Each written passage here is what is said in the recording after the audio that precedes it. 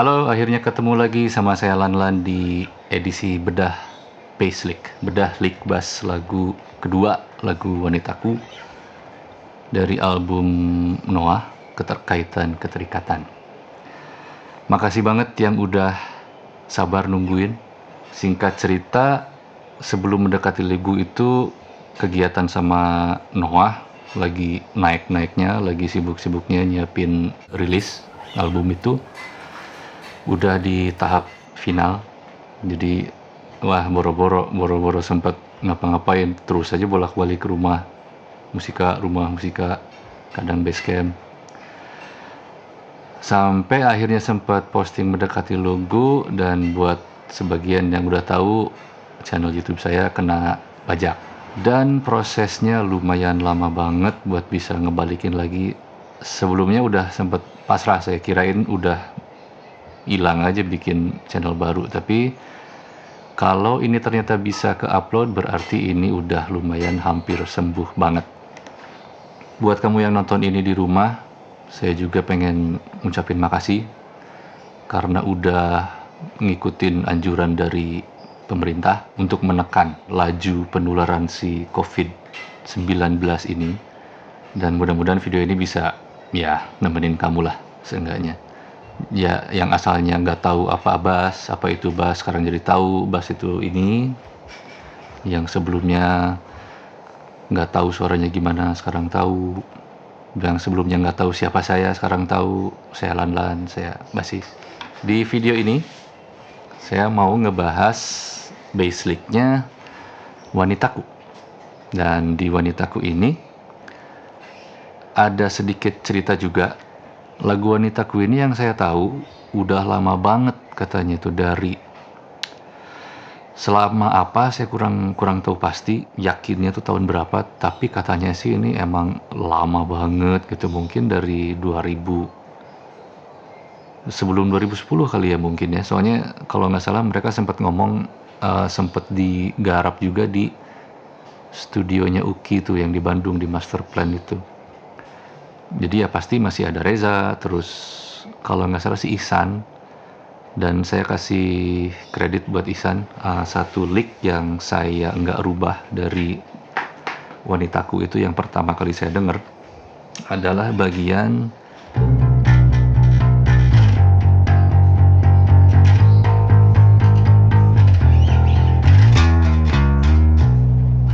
kalimat itu, nggak saya rubah, saya pakai di situ. Cerita lagu Wanitaku ini kan digarapnya itu panjang ya perjalanannya tuh, termasuk waktu di Chengho. Nah, waktu di Chengho itu kebetulan Rio lagi nggak bisa ikutan. Waktu itu diisi dulu sama Iqbal workshopnya. Nah, di sana Iqbal nyoba-nyoba pattern drum, dan ketika di ref terakhir ada satu licknya Iqbal tuh yang kepake di sana, yang yang itu tuh ya saya inget banget, itu pattern favoritnya Iqbal itu. Di bagian song pertama,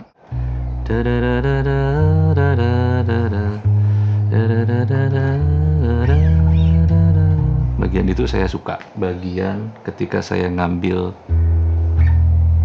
oktav bawahnya dengan tiba-tiba, itu saya suka.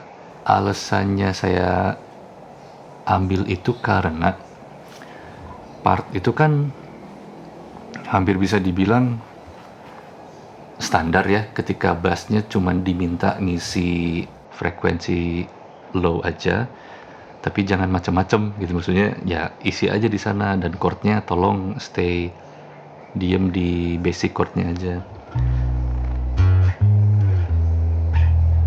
Itu kalau menurut saya sih bisa masuk kategori fill in ya, fill in yang kecil sekali. Metafornya itu kayak kaligrafi lah, jadi kayak tipis tebel gitu. Kalau nada yang lebih tinggi kan bisa dibilang lebih tipis ya, kayak ini lebih tipis dari ini lebih tipis dari ini. Dan kadang-kadang saya suka tiba-tiba ngasih oktav rendahnya selewat doang gitu, dan itu Maksud saya sih cuman buat ngasih dimensi aja, biar nggak bosen. Itu satu. Yang kedua adalah bagian ini, yang keduanya saya pelanin ya.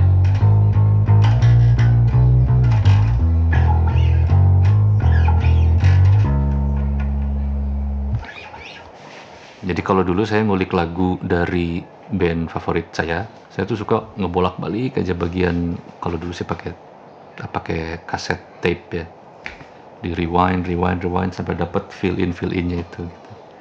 Dan itu salah satu fill in favorit saya juga di lagu itu. Lalu di ref sih biasa aja. Ref tuh fill in antar ref itu cuma ada 2, lick Ihsan. Sama yang saya buat itu setelah itu adalah itu doang. Harganya begitu. Situ. Oke, itu nggak terlalu flashy. Terus yang selalu bikin saya terhibur waktu manggung itu adalah ketika bagan interlude-nya Lukman, bagan lead gitar, dia main melodi kan di situ.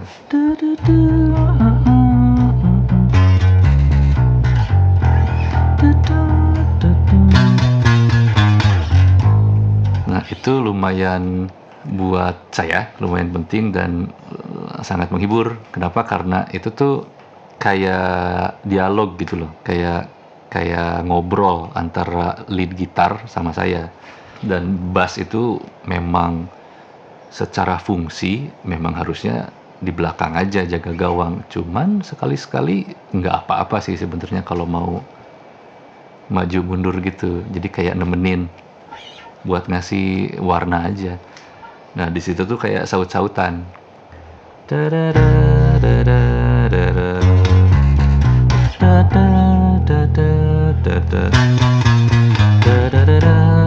biasa lagi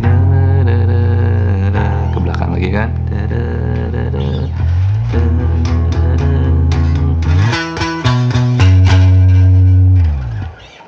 ref terakhir. Tadi sebelum saut-sautan sama Lukman ada part yang saya nempel banget sama snare drumnya Rio. Dia kasih fill in tatat gitu kan, saya ikutan juga di situ.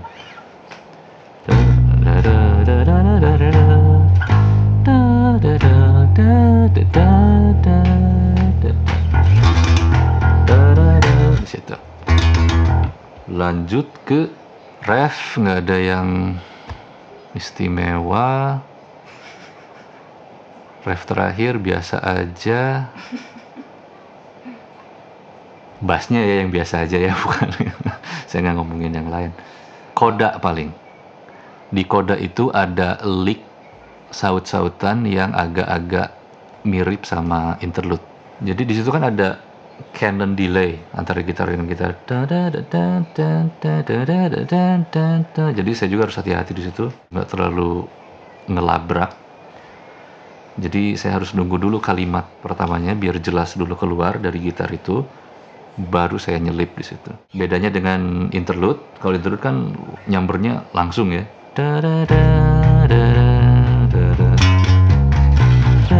Gitu kan? Kalau koda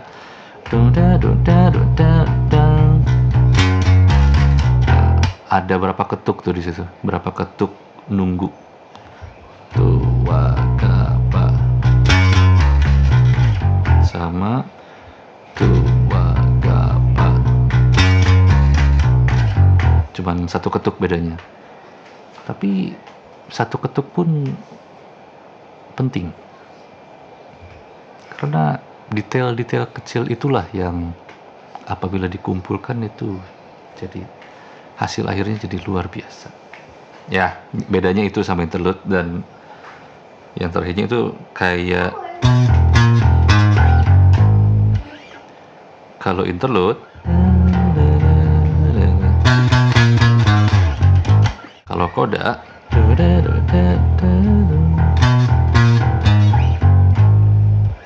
jelas ya. Lalu puncaknya fill in.